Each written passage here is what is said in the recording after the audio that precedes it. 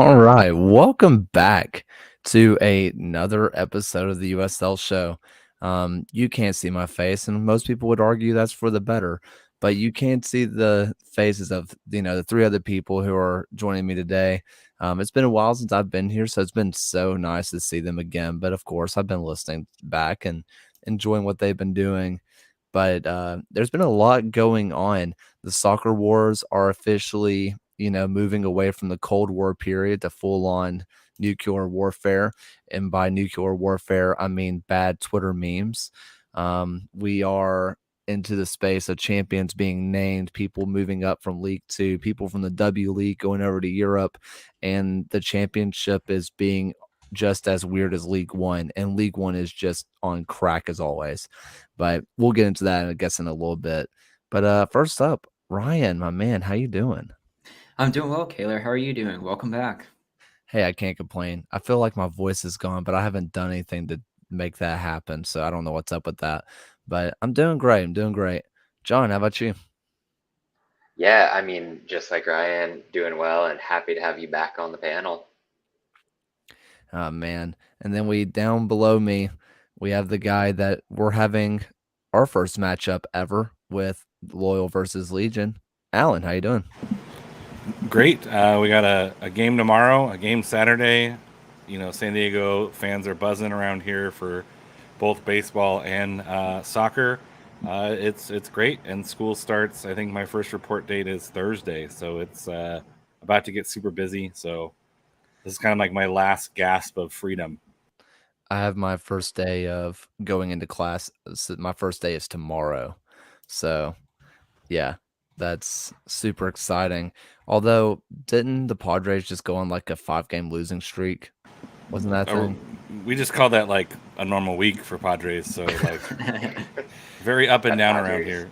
That's a normal week without Juan Soto, but hey.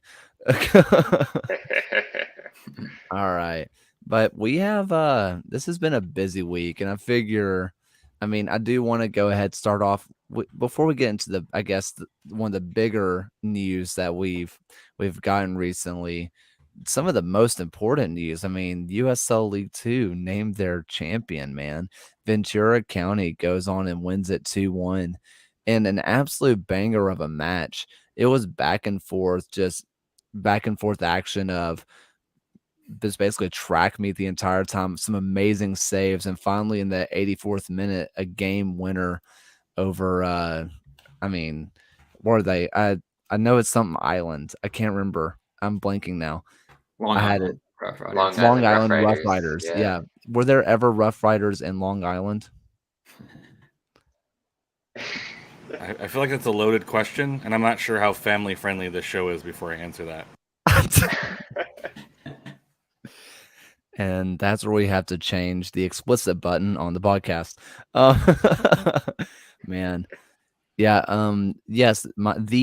See Mitchell in the comments already bringing up Miami FC has fans. What I don't think Miami FC has fans, but the Miami FC, they're massive, absolutely massive.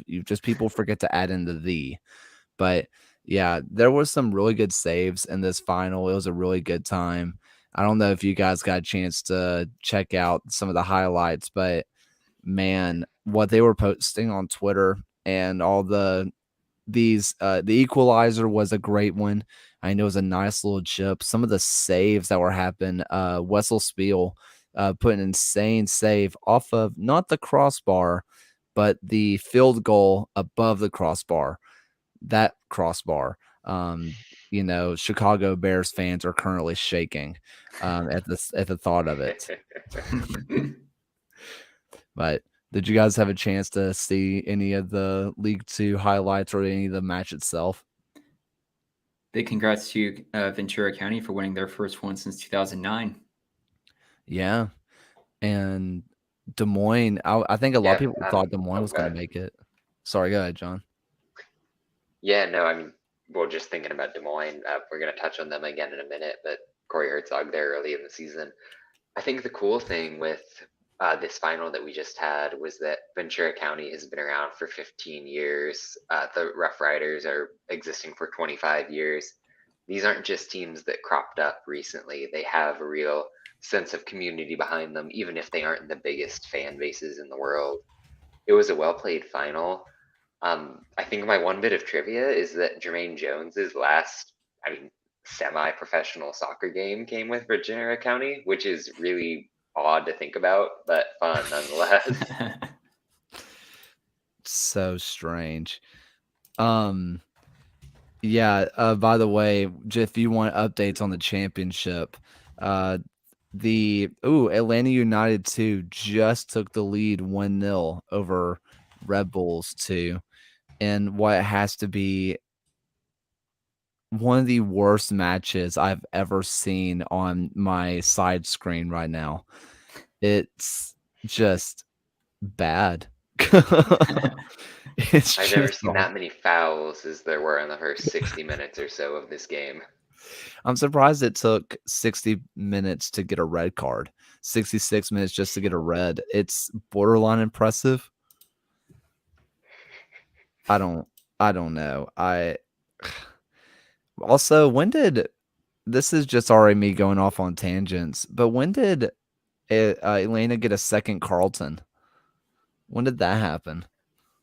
Does he have a brother? It was this season, not related, but he has got a sick ginger mane on him where it might not be the best hair, but it is striking. And that's all you can ask, really. But before we go and dive off, because I've forgotten how to run a podcast, listen, we got to talk about this Orange County. Like I said, the soccer wars are amongst us. And LA Galaxy, which if you haven't heard, LA Galaxy 2 tried to kick out, allegedly, Orange County from their home in Orange County because apparently Carson is just too small for, I don't know, for something. And so they tried to kick Orange County out, which now they're saying they did not try to be exclusive, even though they definitely were. And now they're saying, no, we never did that. Basically, their statement came out and said, we were cyberbullied on Twitter. Please stop. So I don't know who wants to jump in on this saga first, but the soccer wars are, I would say, officially amongst us. But, it's been brought up before about the Chattanooga situation. I'm sure we'll jump in on that in a moment too. Yeah, I think the Chattanooga shout is not a bad shout. I believe, if I remember correctly, on the USL show when we talked about that, we made fun of Chattanooga, the sad boys. We still kind of tease them a little bit because it did leave a bad taste in your mouth when USL did it. This one is, I think, even worse. Is like, not even we'll work with you. We're gonna come in and kick essentially two teams out because this is also the home of Cal Strikers or Cal United Strikers, and so it's multiple teams that use that as their home facility. Kind of the update from the Orange and Black guys. They're at the city council meeting. A couple of them are at the city council meeting. It's been pulled from the agenda and is not being addressed at this point. It looks like they're going to readdress it at some point, maybe the Los Dos or the Galaxy saying, no, we don't want exclusive rights, even though it says kind of exclusive rights. John Flores has 3 teams. It's Golden definitely... State Force intend to play there, but they've not really done that. Who's that? Golden State Force intend to play there and claim that, but they've not really done it yet. Fair enough. I know OCFC has played there before, but I think they have a new permanent home. But this was everybody rallied. When you have Phoenix fans coming to support Orange County, you know that it's a big deal, and it really kind of sheds a light on how fragile USL is and lower soccer is when MLS can essentially just put a team wherever they want, and USL can pretty much do the same to lower leagues as well. It's something that fans can hold their teams and their leagues accountable. We saw a huge blowback on Los Angeles, and it made them put out a statement saying they didn't have enough players to play. No, wait, that was Colorado. They are changing their mind and says that they'll work with the teams, but to me that also is a little bit what's the word I'm looking for? Disingenuous, because San Diego has been through this before with professional teams saying we'll work with you, and then they let some time go by, say, well, we tried to work with you and we didn't come to an agreement, so we're just going to do this anyway. I thought for sure LA would just have the stadium by this point today. I thought the city council had already docketed it, which means they probably already made the decision, which city officials tend to do. If it's on the agenda, the decision's already been made. You need to get ahead of it and get in front of it, which I think is kind of a bigger problem for Orange County to ask. Like, why did they not know, or did they know and they just weren't public about it? So there's a lot of questions to answer around Orange County. There's even more questions to answer around LA. And this really just shows that a team that wins a championship one year could be run out of town by a guy with a lot of money, right? If someone comes into a city and says, we're going to invest in your city and we're going to invest in this thing that you used to have to upkeep and now you don't, and we'll cover all of the costs that you would have got from these other three teams. If you give us exclusive rights, cities are going to be like, oh, this is better financial decision. So sure, they don't care what's on the crest like a fan does. And so that's why it's really important for fans to take up the mantle and speak out against it. Yeah, there's something that John wrote on Backhill, but I want to get your thoughts first, Ryan. We've talked about this one before, and I feel like it should be said because Chattanooga fans are right. It wasn't talked about enough, but USL did this to Chattanooga FC as well. And I feel like that was kind of forgotten in the hecticness and the USL is elite. We're going to take down the big boys. And if, we roll over who's in our way, but that kind of makes us just as bad or just as good, whatever, as the MLS. You know, what I guess what can we as USL fans almost do to rectify that issue?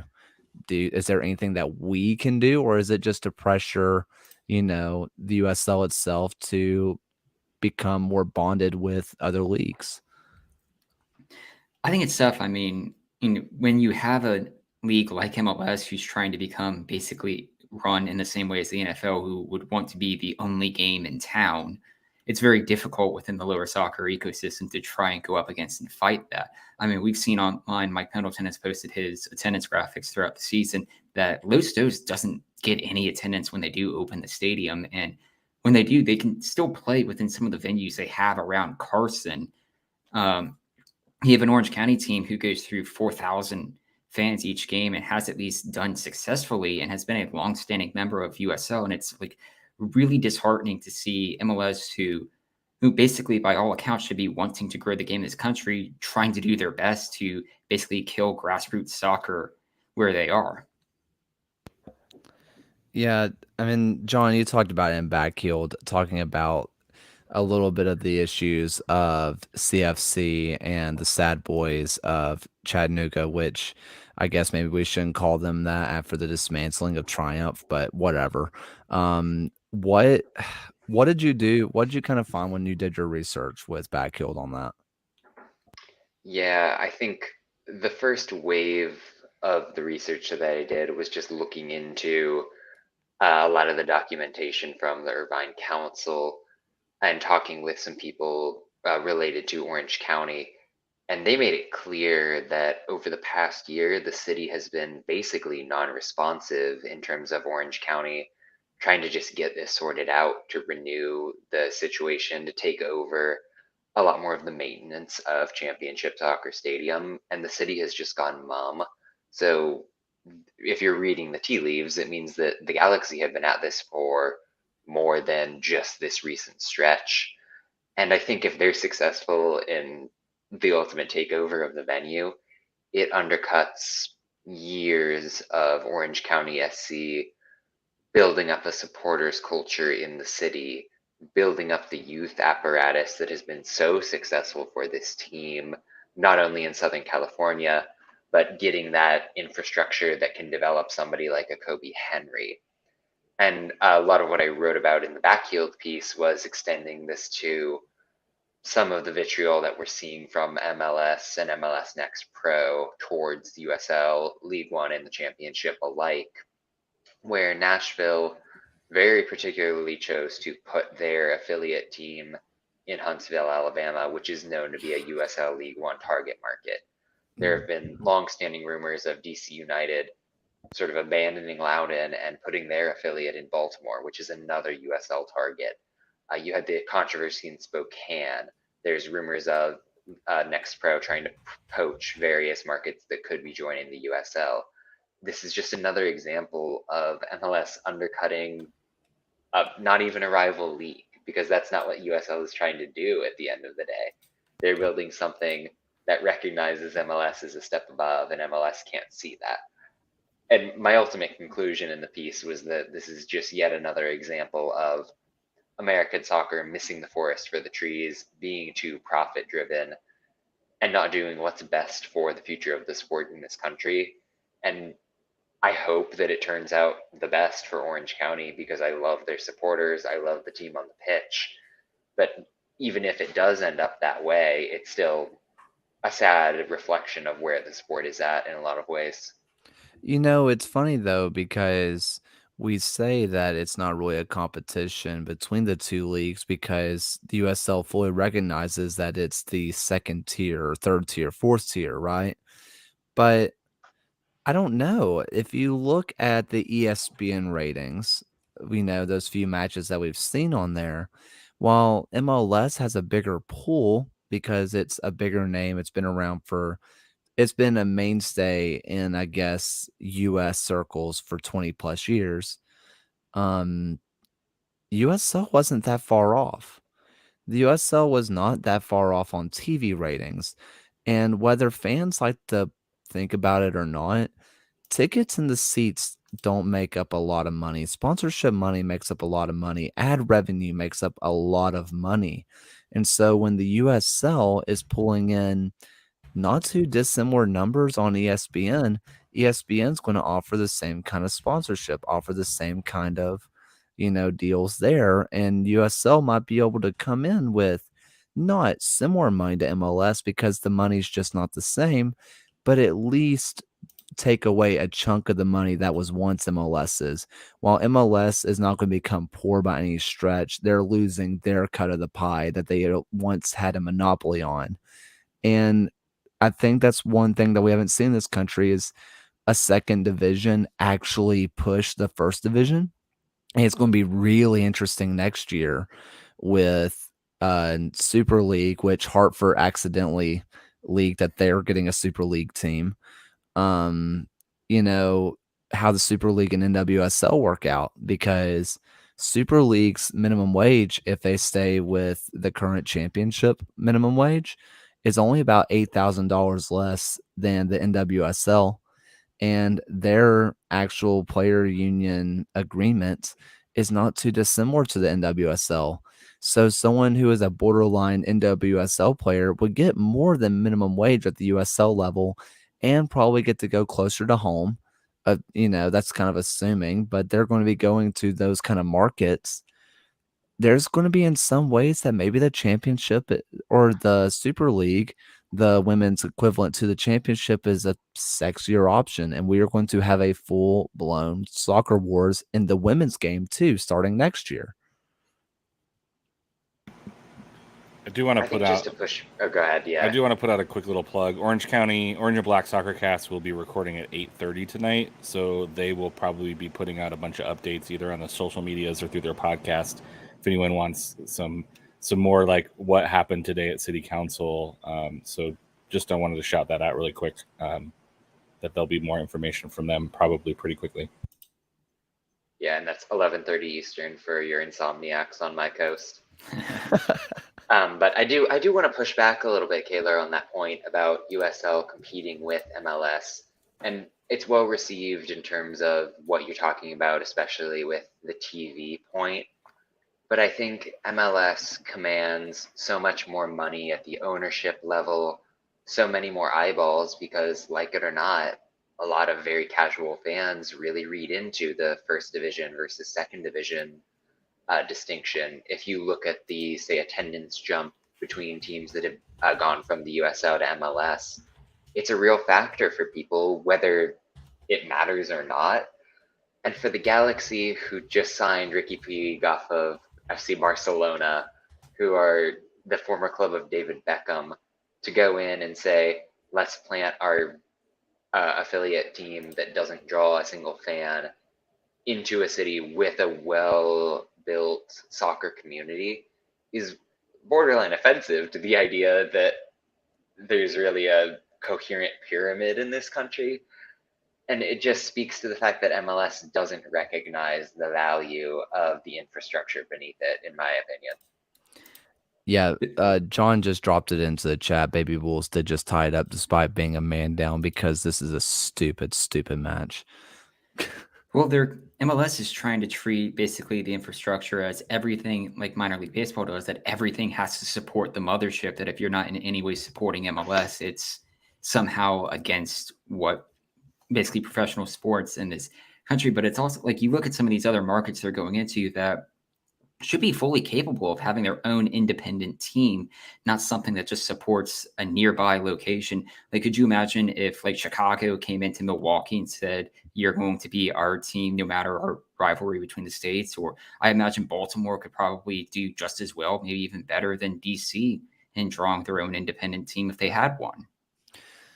Yeah, it's just it's bizarre to watch. And I guess this is not exactly me pushing back on your pushback, John, but except for the Bundesliga, the level between the first and second division is massive anyway. The Bundesliga to Liga, whatever you call it, is obviously the most well attended, but you look at the difference between someone who's mid-table in the English Championship and you look at someone who's mid-table in the Premier League, that attendance is absolutely insane. Also, talking about putting the team in Huntsville, I haven't talked about that enough. I hate it so much. I was talking to Jake Roof, Legion's left back, who is from Huntsville, and at that point, Next Pro wasn't announced, and there was some real conversation that he was going to drop down to League One for a while and wait until Huntsville was announced as a League One team and just for him to go home. Now that's not an option, and that's insane. And this is going to be a big deal in our neck of the woods because guys like, let's say, Johnny Dean, who trialed at Nashville this last summer, he's from Northern Georgia. Huntsville's even closer to home for him. So if they offer him a similar wage and the ability to be closer to home and a chance to play for Nashville, why wouldn't he leave? And just like that, that's going to be the kind of stories that you're going to be seeing, drawing more and more talent out of the USL. It's just ridiculous. And I'm not saying that they specifically put, Nashville 2 or whatever they're going to call them in Huntsville just to pull guys like Johnny Dean. But obviously, those kind of people that maybe would have gone to Legion or would have gone somewhere like Chattanooga or Greenville or North Carolina, they don't have to anymore. They can stay in the Southeast and have a chance to go play MLS. It's insane. But anyway, there was unless anybody else has any thoughts on this, which the Trash Pandas, they just had their own thing with fireworks shooting at fans, which is an interesting decision. I don't think they meant to do it, but it still happened. Yeah, by the way, San Antonio finally gets a number 2 after having both of their backup keepers retire. They go out and get Des Moines' keeper, who was absolutely insane. Really good keeper, who I'm losing his name now. Grant Michaela, I think is how you pronounce his name. Cody Lenardi is his agent. And we saw him teasing that, saying a USL locker room near you. And as it turns out, near you just means San Antonio. So, Yeah, that one's and that's pretty cool seeing guys who stood out in League Two get the jump up to League One in the championship. And now that, League Two season's over, we're about to start seeing a massive influx of League Two guys make that jump, and I am stoked. It's really cool to see when the pipeline works, especially within the USL, which has made such an intentional decision to try to build that out. Where if you succeed in League Two, you can move up to League One, you can move up to the championship. If you ball out in League One, a la say like Aaron Malloy, Charlie Dennis in Oakland, you're going to get a chance in the tier above you. And I mean, I guess we're making this the official Crap on MLS show, but you don't get that chance if you're an all-star, all-league level guy in the USL Championship to get the step up to Major League Soccer because of the arcane roster regulations, all of the Byzantine machinations that they have there, the weird perceptions of the quality of the second division. And that's not the case in the USL, where San Antonio smartly recognizes that a good player in League Two is going to be equally good in the championship because the gap just isn't that massive when it comes down to it. So I think it's just a really good indication of what the league setup is doing right at this moment in time. And not to mention I would say even more so, the new goal isn't just going to MLS, it's going to Europe. And as we've seen from a few transfers this year, that's certainly more than feasible for those really stellar players within USL. I'm just confused what a empire that was founded in 330 AD has to do with MLS.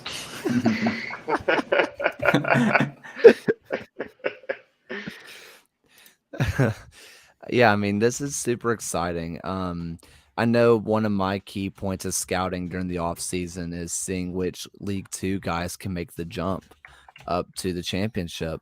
I mean, that's how we Legion got guys like Bruno Lapa, which John did the numbers on, I think, last week now on how insane Bruno Lapa actually is.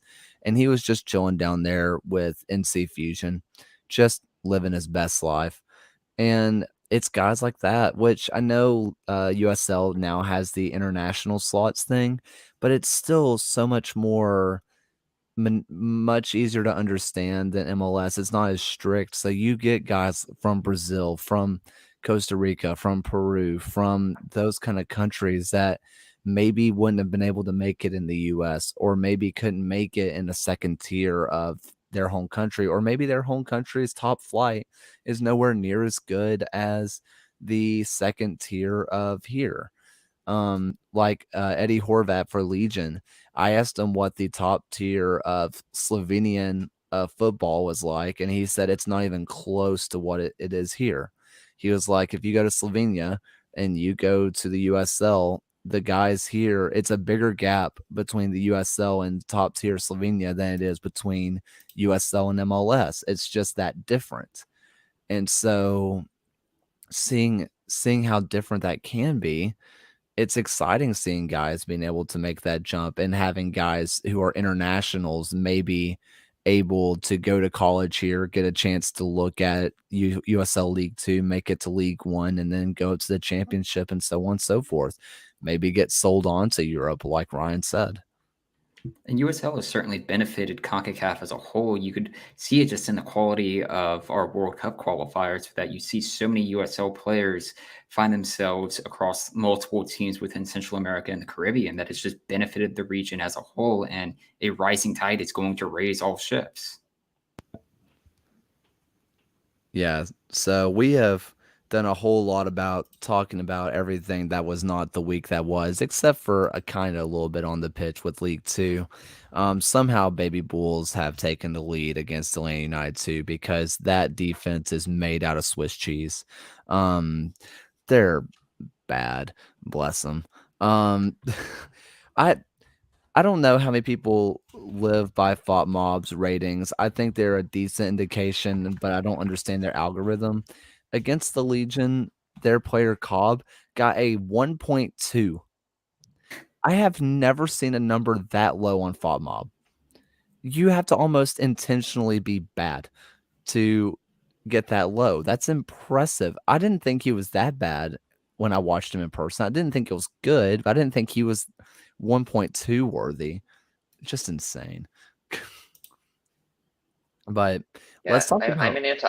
I just do want to throw out. I'm very anti Fop Mob. It's like one of my main pet peeves when people cite those ratings as if they matter. And like clearly, you're mentioning that obviously Noah Cobb didn't have the worst game in the history of soccer there. Like, he was bad, but everyone in that team was bad, and to assign blame like that is a little bit unfair.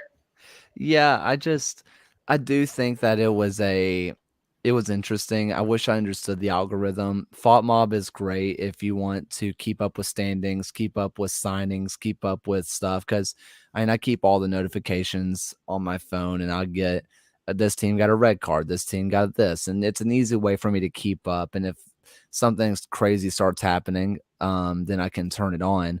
Like I turned off the Greenville versus Tormenta match a couple weeks ago. I turned it off because I thought surely the Triumph won't blow this. And then Fought Mob started going crazy and I turned it back on. And that's a good time to use it. But those ratings are just not useful whatsoever. But Yeah, Jordan Farr was rated 4.7 this past weekend.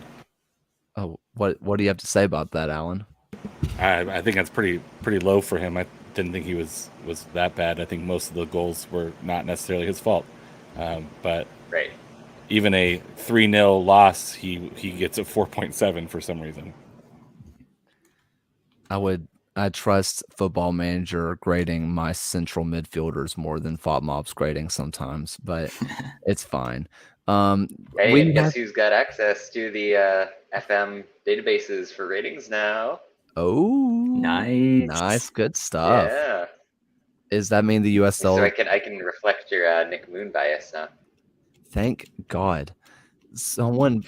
Do you understand how happy I was when I realized that Loyal were playing Legion this weekend? And I was like, this is awesome.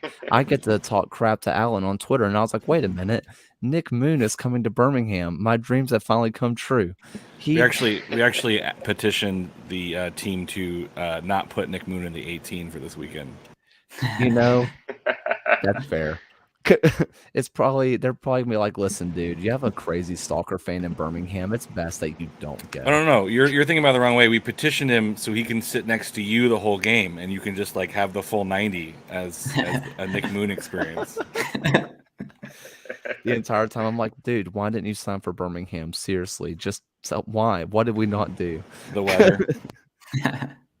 But what we need to go ahead and talk about the week that was. Do we have any shockers and told you so's from the week that was?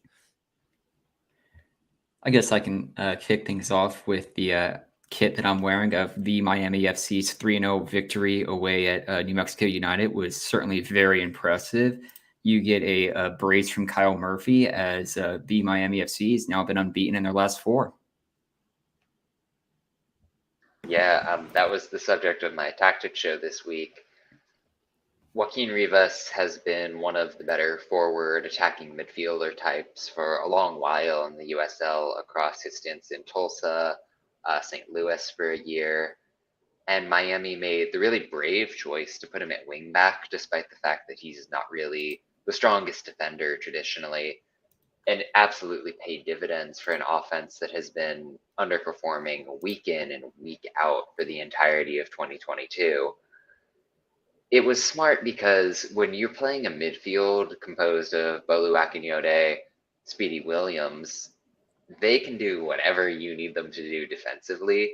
They will cover from sideline to sideline, do everything when your wingback gets high. So if you've got Mark Segbers and Joaquin Rivas as your wingbacks, that is such an asset for you, joining up with the attack, being able to create chances for Kyle Murphy, who just needs the service. He's proven for years that he's an amazing finisher. For me, that choice from Anthony Pulis really could change the way this season goes for Miami. And maybe they go lay an egg in Tulsa tomorrow in what's going to be a really huge game. But I'm fairly convinced on the strength of that victory in New Mexico that this is going to be a real watershed moment for them.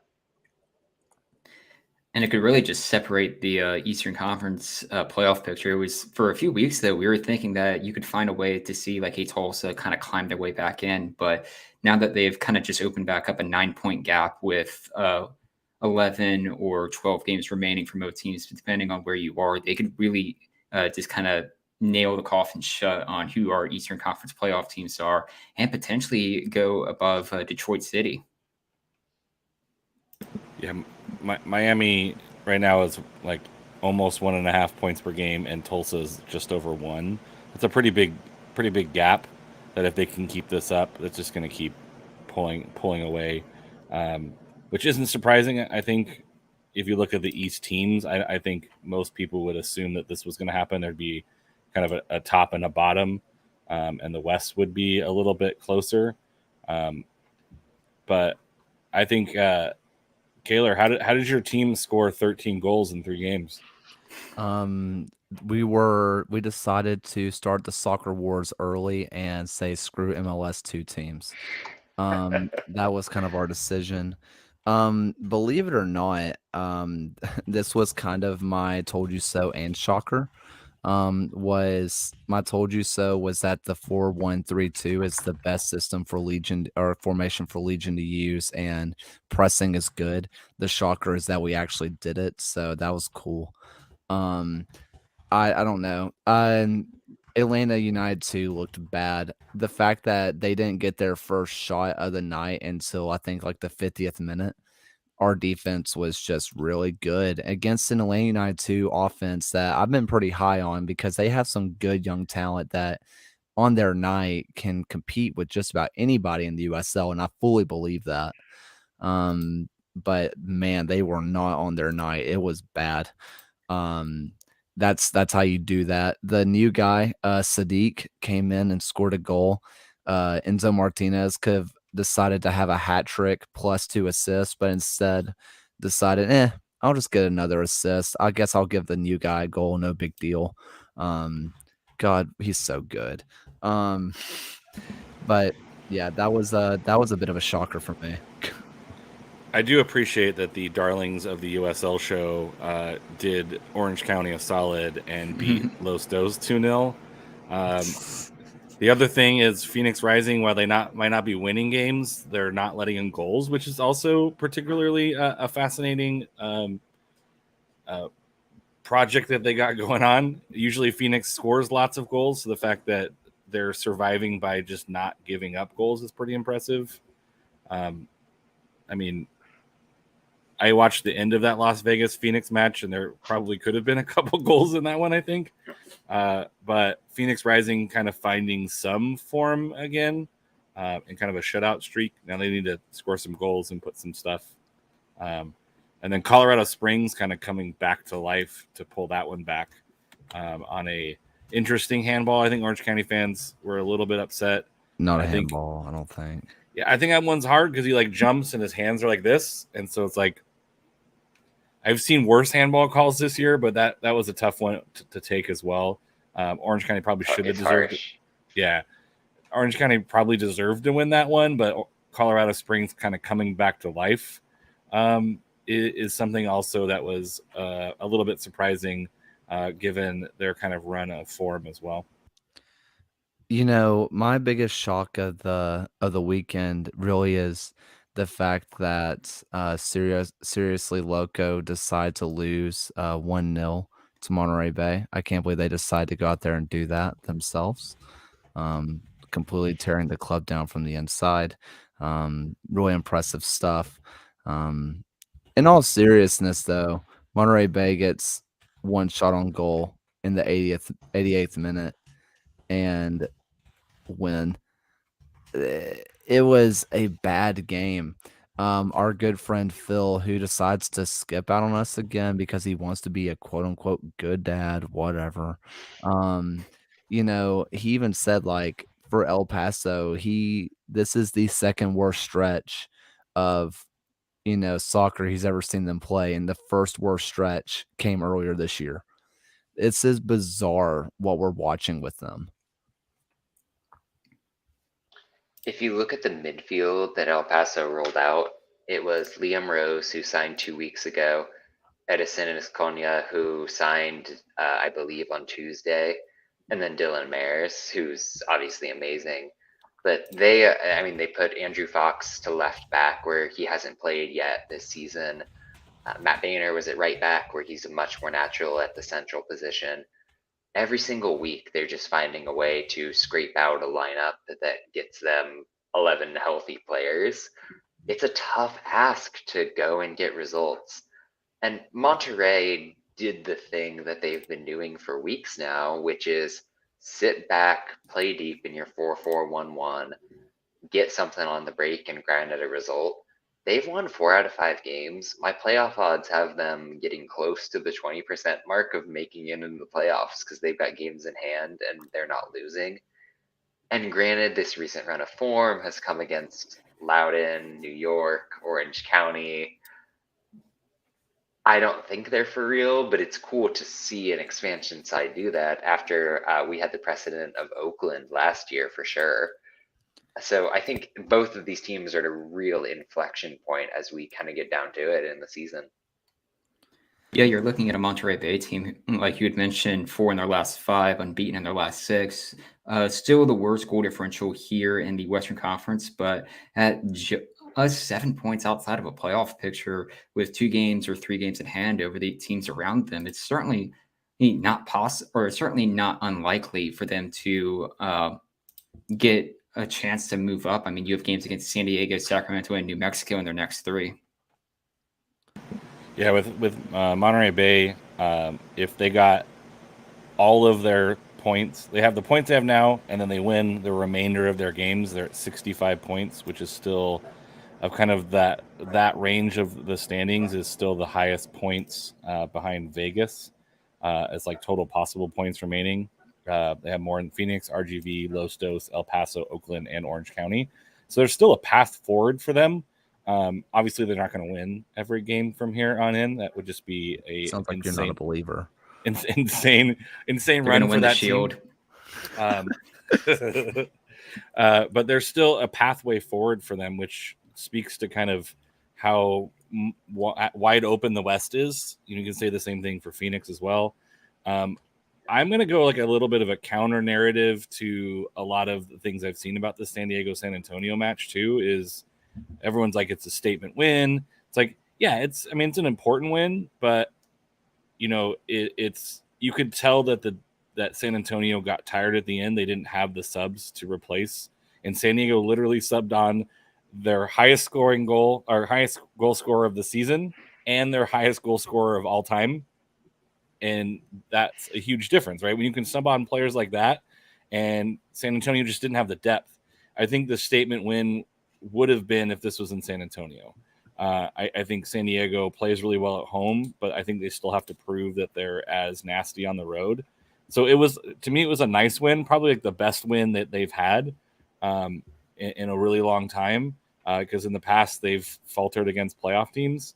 But I think there's a little bit more nuance to this 3-0 against San Antonio this week, that I think San Antonio was a little bit weakened and shorthanded, and they're going to get a matchup in San Antonio not too long from now. September 10th. Yeah, it will be a really big test for both teams. San Antonio will be up for it for sure.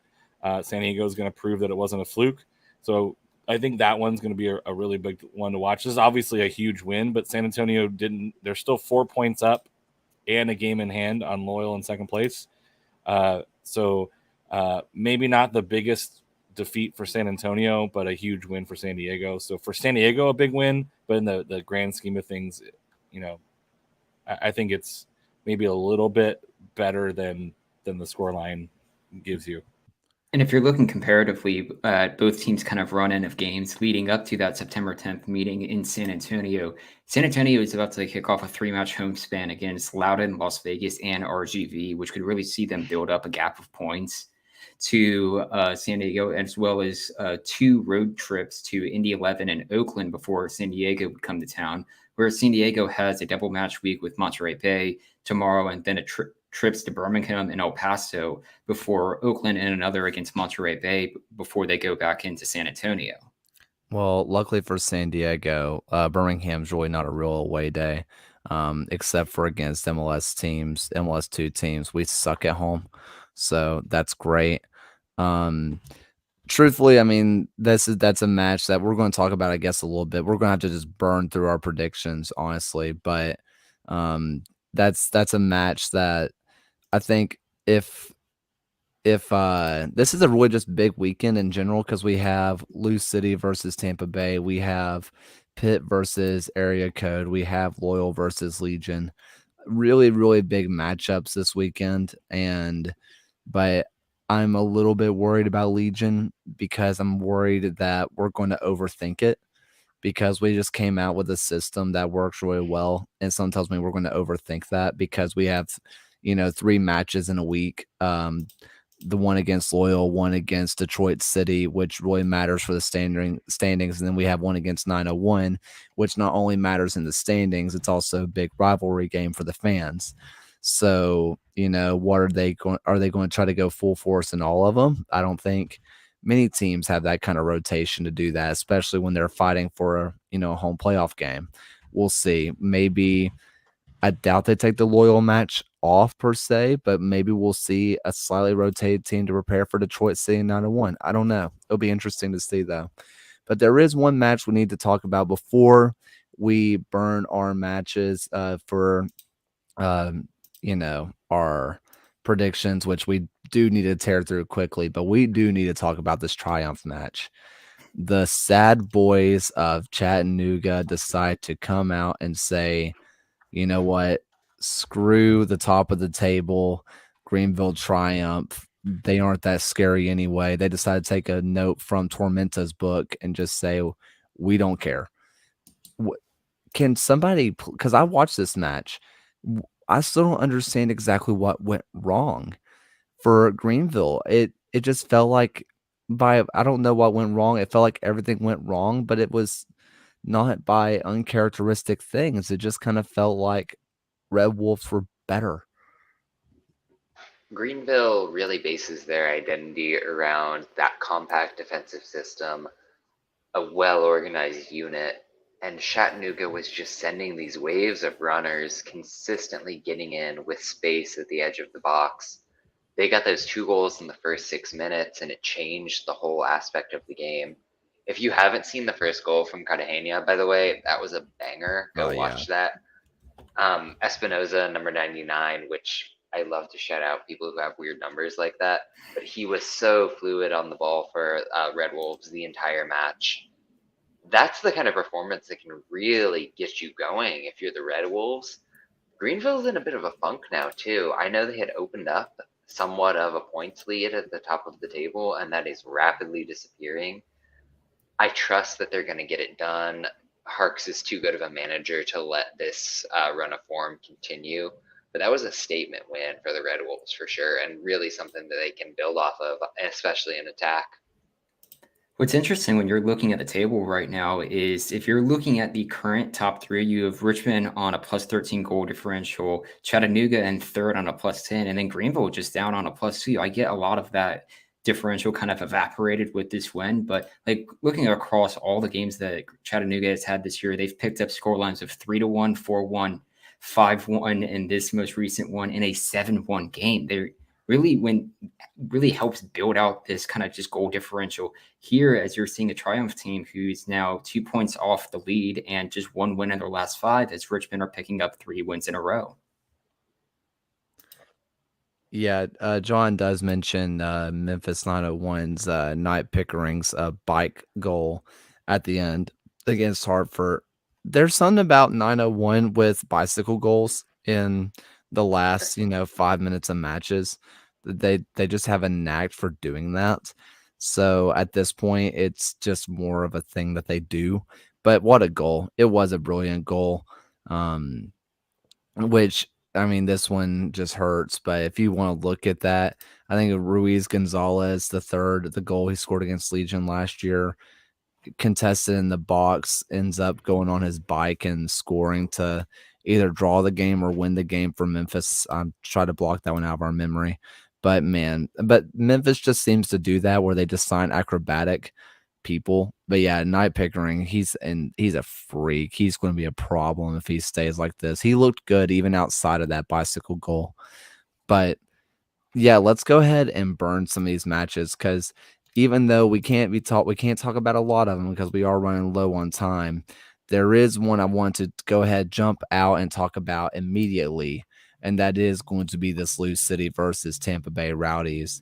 I want to start off with Allen for the predictions, but yeah, we do need to talk about this one. You pull mine up. I picked Tampa Bay. This is gonna be like, I'm assuming knockdown, drag out. Gonna be a pretty fun fight. Two teams that are, outside of San Antonio, probably the top two teams in the entire league. Tampa Bay's won 5 in a row. Lou City's 4 wins and a draw. So both teams coming in hot. I just like the way that Tampa Bay's been playing and taking care of business recently, scoring multiple goals. Last time they drew was Charleston in June 18th. So they've just been on an absolute tear as of late. And I think that they have enough in them to get this one over the line, even on the road. Yeah, going on to John next. Yeah, I went with the Rowdies here as well. And that's not a knock against Lou City. I don't feel confident about this pick at all. But Tampa Bay hasn't lost a game since April 30th. They're getting Robert Castellanos back as a defender. And obviously, they've not suffered in defense with his absence. But having someone who's an all-league caliber USL defender with MLS experience back in the rotation is going to be huge. I think if there's an area where Lou City is a bit susceptible, it's with the spaces behind the fullbacks. When they get into possession, they send those players up on the overlap. When they turn over, you can really go to war against them because Winder's a little bit slow to recover. Sean Tosh doesn't have the legs on him at his age. That's tailor-made for LaCava and Fernandez to eat up. And I think with like the service you get from Nicky Law, from a Lewis Hilton, that could be trouble. So went with the Rowdies. Ryan? I think this is a really interesting game. I believe it is Tampa Bay's first trip to Louisville since the Eastern Conference Final in 2020, as the previous meeting we had earlier in the season on June 5th was 1-0 result for Tampa Bay. But yeah, as John had mentioned, this is just a really tough game to try and predict. You could really see any of the type of results here. And when I see those type of games, I feel like that almost a draw will kind of be the result. So I'm going to pick with a draw, but I would certainly see either team winning this. I went with Lou City here because when I feel like these two teams are as tightly contested as they are, tie goes to the home team, and Lou City's coming in close to a sellout. So it's bound to be a ruckus atmosphere. It's bound to be a lot of fun. And Lou City is just so good. And I know Tampa Bay is also so good, but after seeing, like I said, this Lou City team up and close, it's just so hard to imagine anybody beating them. And granted, you can say the same thing about the Rowdies. So the draw is probably the most likely result, but since it's at Louisville, I went with Louisville City here. Next match up is going to be the Miami FC versus Tulsa. Miami lock because they're playing Tulsa. God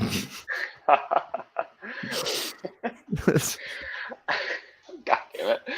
I went with Miami as well, but I almost think the time that Tulsa has had off, I think it's going on 10 days at this point, maybe hurts them. They had found a semblance of form. They'd really been organized at the back. The move of Bradley Bourgeois to that center back position had been big. But man, Miami was just clicking against New Mexico, and that's influencing me here. So the Miami FC for the win. Yeah, Miami gets the win in this one, and they officially just kind of shut the door on the playoff picture in the East. I went with Tulsa partially because it's at home, and even though Miami looked really good against New Mexico has been underratedly really bad recently. So I don't know how to read into that match too much. So I am personally picking Tulsa. Um, I'm probably wrong, but then I can just use that as ammunition to send back to their admin on Twitter. So it's really a win-win for me. So it's fine. Next up, we have Switchbacks versus the Locomotive of El Paso. This one was tough for different reasons. I ended up going with Colorado Springs. I think El Paso's really kind of in a funk, and Colorado showed that they have some fight left in them. Yeah, I went with the switchbacks as well. That late substitution in Orange County to get Elvis and Mo on the pitch, go with the two center back look, really ignited that side. And you can blame Orange County for sitting back, but I think that maybe they're finally getting back to that early season form that saw them be so successful. And they're the better team in this matchup, frankly. So I'm going switchbacks. Yeah, I mean, you're looking at a Switchbacks team who's just has 2 wins in their last 10. You have to go back to July 15th against Los Tos to get a result, to find their last win. If you're going to try and get that good result, there's no better chance to do it up against a very struggling El Paso team. So the Switchbacks get the win here. Yeah, I went with switchbacks here. I feel like El Paso's going to get it right eventually because this seems to be what they do this season. They're bad and then they're good and then they're bad. But it's not going to come against Colorado. I just don't think it will. Next up, we have Orange County, where the Golden Boot leader right now is taking on a team who has 5 straight shutouts. Yeah, we're talking about that Phoenix. Yeah, bizarre. I went with a draw here because I went with a draw against Vegas and it worked out all right for me. So I'm going to go draw here. I went draw as well. I like what Phoenix is doing. I did the tactics show about Darnell King moving back to left back 2 weeks ago. I think that the presence of Luis Sejas coming back into the squad has been big in terms of keeping possession, adding some progressivity. That said, they just don't have that offensive spark still, and I don't love getting rid of Marcus Epps, so draw for me. I'm going to go with the draw as well, but the big thing that I think would be really interesting is that you're looking at an Orange County team who has 10 goals in their last 3 games going up against the aforementioned Phoenix Rising team, who's 5 consecutive matches without conceding a goal. If Phoenix can hold another match scoreless here, it would set a club record for consecutive games without conceding a goal. So I'm going to go with a draw, and I'll be very interested if they can keep it 0-0 or if it will be some goals in this one. I am personally picking Phoenix outright. This just feels like a match that Phoenix is going to get up for because it's Orange County. It just eventually that offense has to click, right? And I feel like this back line for Orange County is leaky enough that maybe Phoenix can get that one in, and once they see one go in, they can really lay it on. My heart said draw, but like I said at the beginning of the year, I don't do draws because that's just bit me early. So I'm going with a Phoenix win. Next up, we are going Hartford versus Indy. I went with Indy.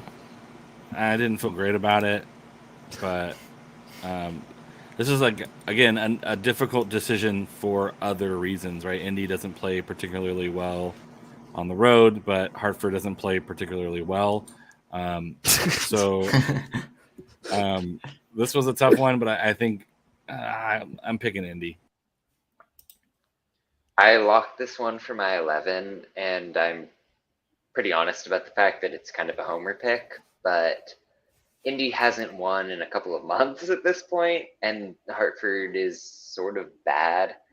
Indy's been bright at the same time, and Wantahata coming into the attack has completely ignited the press in a way that you didn't see from the team early in the season. So I think they're going to use that spark to force some turnovers, get some goals, and beat that Hartford athletic side.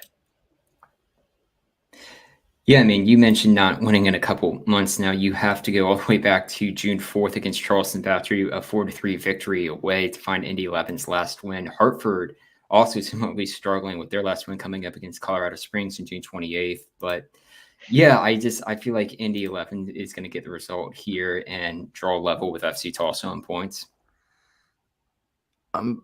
So I went with Hartford here.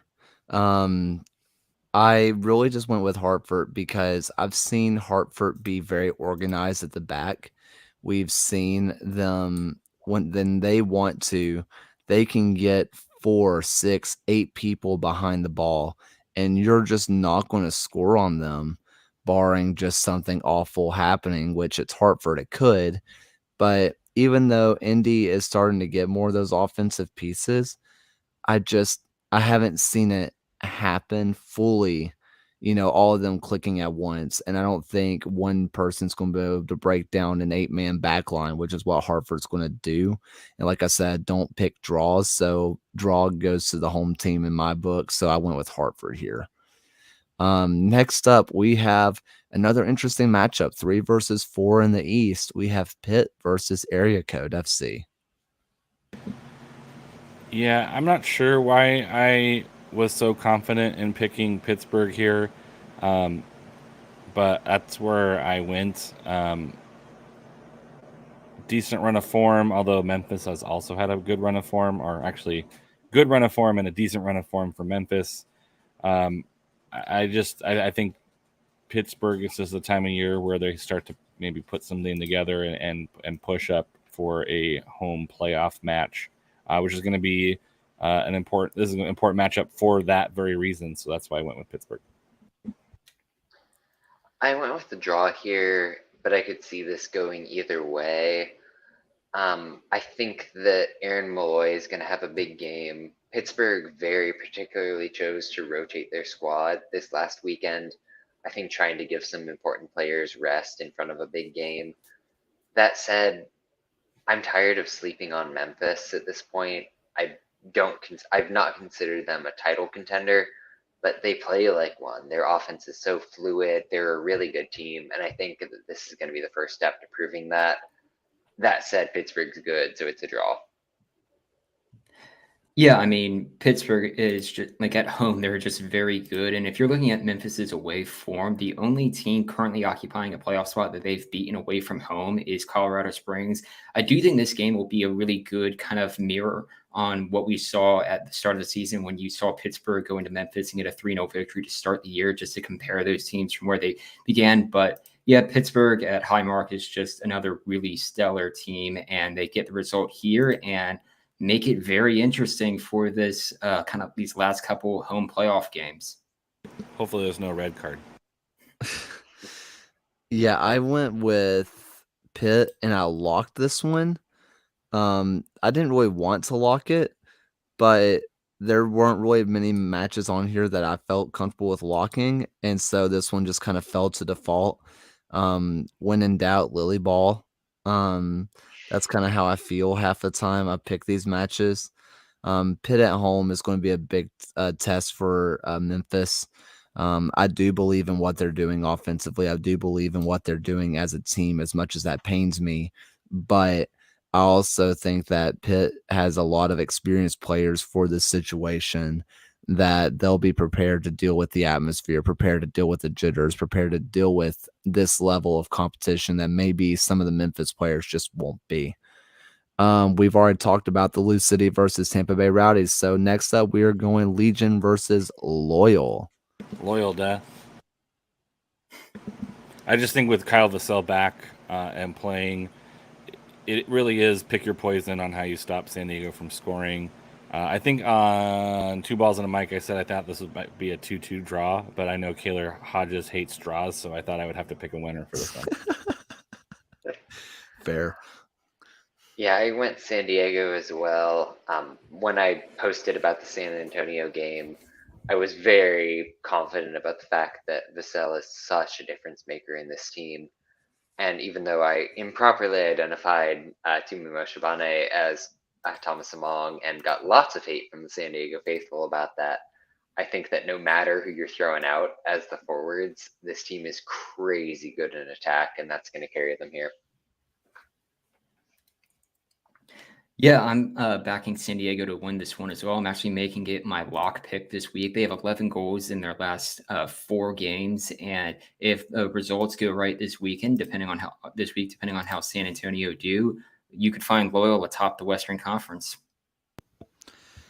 The one consistent that I can find with Legion is that they may not score. I mean, we're playing at home and we're not playing an MLS2 team, so we probably won't score, but we still have a really great defense, so that itself is going to keep us in this match.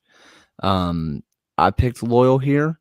This feels like a match that's destined to end in a 1-0 win for Loyal or a 2-1 win for Loyal. I would love to be wrong. I would absolutely love everything to be wrong, but it just until I see Legion really dominate a team at home that is not a 2 team, I just can't see myself picking them at home. That's tough to say, but it is what it is. We are going to go ahead and move over to League One, where we have Triumph versus Kickers, which is a really interesting matchup that after last week's match against Red Wolves is now a whole lot more interesting. Yeah, I went with Triumph here, mostly because I think maybe there's a bounce back here, and also because I really miss Gio. I know he's doing well, but I really miss him, so I went with Triumph. Yeah, we're suffering from good dad syndrome with Gio and Phil a lot this recent stretch. Although the How dare opposition they? is in pretty good form and got a nice little win, I'm going with Greenville here. They're due for a rebound, as Alan just mentioned. This team is too good to keep dropping points like this, and I think they get the win. I will say the one pause I have with this is this was probably my most difficult game to pick for League One this week was you have to go back to at this point around last season when the Triumph went 4 consecutive games at 5 consecutive games at home without a win during that time. And this, if they do not pick up a result in this game, would then make it 3 consecutive at home without a win. So I think Triumph get the rebound victory here, but it's a very just kind of cautious pick on my part. I'm going with Triumph here, and it's partially because I believe that Triumph need a rebound, but also it's Kickers away from home. They've gotten a few results now away from home, but I still don't trust them away from home. So even though it's a close drive, it's just something about being away from Richmond that it just freaks them out for some reason. So I went with the Greenville Triumph. Next up, we have Tormenta versus the Independents. If I get my mic to stay on, I went with Tormenta here. Although I think I'm doing the Kaylor Hodges lean toward the home team lately in USL League One. Yeah. So that's kind of where I'm at with this one as well. I recently was watching back a good bit of Charlotte tape for something I've been working on, but I'm sorry. Corey Bennett, Miguel Ibarra, all of the talent they have in attack is finally starting to click, and I really think that's gonna pay dividends for them as the season wears on. So I went with Charlotte here. Tormenta in their last 5 home games have scored 13 matches this span, basically over the summer months that we've had here. And it's been, at least as a team that started off the year kind of struggling to get results at home, has been at least something that they've tried to work on and turn around here. I think Tormenta bounces back from their 2-0 defeat to Northern Colorado and picks up a win. I went with Tormenta here, and it's kind of for the opposite reason of John. Tormenta, their center back pairing is one of the best in the league. Granted, in League One, that doesn't really matter because it's League One. But, I mean, I think that center back pairing finally being back at home, I say finally, they were just at home, but, finally starting to play well at home because Tormenta was not good at home for a while. And it seems like they're finally starting to at least play better there. I think that this is going to be a win for Tormenta. next up and last, we have Ford Madison versus the Red Hot Red Wolves. In solidarity with being anti-teams who want to steal other teams' markets, I went with Madison this week. That Tormenta 5-1 against Greenville really has me believing, so I've got them picked here. I just think that they're going to carry on that momentum for at least another week. I went with Madison in this one. These are two teams who are currently the only ones currently in the league, unbeaten in their last 5. And if Madison can pick up another win or draw, it would tie their all-time club record for 6 consecutive games unbeaten. So I feel like they get a win and continue to make the playoff picture in League One very interesting. Yeah, I went with Ford Madison here. I really like what I've seen out of them recently. Obviously, Red Wolves look really good, but I've really liked what I've seen consistently out of Ford Madison. Red Wolves were bad, and then they looked really good against Triumph, and then I don't know, but Ford Madison's just been consistently just really good after deciding to start off with only getting draws for points, which is a decision, but they've finally started going on a roll, and I've liked what I've seen out of them. But unless anybody has any other final USL thoughts, I think that's it for the show. So do you guys, anybody have anything else you want to say about the week that was or the week that will be? Cool. All right. Well, what are some final thoughts we have for the day? Let's go ahead and start off with Ryan. Yeah, just excited to have a really cool weekend of USL ahead. It should promise to be a lot of really good just matchups and everything. So just looking forward to it. Beautiful. John? Yeah, 2 irrelevant things. I know Ryan and I are invested in Tottenham, so getting that 4-1 win against Southampton over the weekend was nice. Kulishevsky was utterly unreal on that left foot. Pivoting completely away from that, I've been binging the Stanley Kubrick oeuvre of movies. I got to see The Shining in a small indie theater near me. I'd never actually seen The Shining before this, and kind of blew me away. Yeah, I never. Yeah, Alan is reacting as if I just shot him. But just yeah, I mean, if you have an indie theater near you and it's showing something weird or fun or classic that you've not seen, go support that, because the movie industry post-pandemic is in such a weird, bad space. So that's something that you can support. It does things for local business that I think is really important. I mean, we didn't really hit on it with Orange County, but the effect of having 5,000 passionate fans going out to all the local businesses versus a handful of family members of Galaxy 2 people at the stadium in Irvine is a big deal. And that extends across the whole slate of things you can be doing. So kind of wrapping up and connecting back to that here. Full circle. Some of my favorite movie experiences have been in those small independent theaters, and it's just really cool. Yeah. A little bit of tidbit of information, John, is that I was married in the hotel that inspired Stephen King to write The Shining. It's in Estes Park, Colorado. It's called the Stanley Hotel. And in that hotel, they have a channel where they play Stanley Kubrick's The Shining 24/7.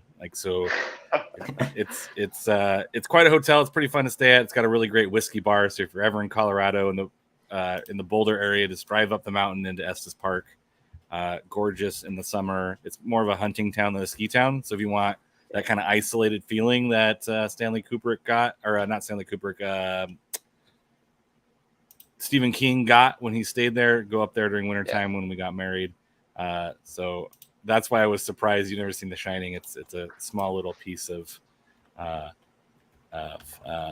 trivia of my life. My comment would be, just as we start school back up again, to all the teachers out there, all the parents out there, I wish you a great school year. Everyone's out for the best of their students, and so just a little bit of patience as we continue to come out of the pandemic and start to work toward normal again, or what semblance of normal is. So good luck to all the educators out there, not just the teachers, but the folks who work in the school industry, but also to the parents. congratulations, you made it to the end of summer. You can send your kids away to us. Beautiful, beautiful. Good luck with that, Alan. And to all the teachers and parents, and honestly the kids too, because yeah, you have to go back. Sorry about it. But final thoughts for me. I've gotten to see my fiance for the first time in a while, so that was cool. It's been nice seeing her again. And then for let's see, I've been doing classical music. Listen to Einheld Leben by Strauss. It's a banger. But yeah, that's it. A tier dad joke, dropping a gazoon tight whenever you don't know what somebody says, just top tier comedy. But yeah, thank you guys so much for watching and listening to the USL show. It's been great having everybody in the chat. Thank you to everybody who's listening via podcast. And for the final time tonight, let's hear Alan's voice. Thank you for watching another episode of the USL show. This and every episode is brought to you by the Beautiful Game Network. Find podcasts and other written work at bgn.fm. Once again, thanks for stopping by, and we'll see you guys again next week.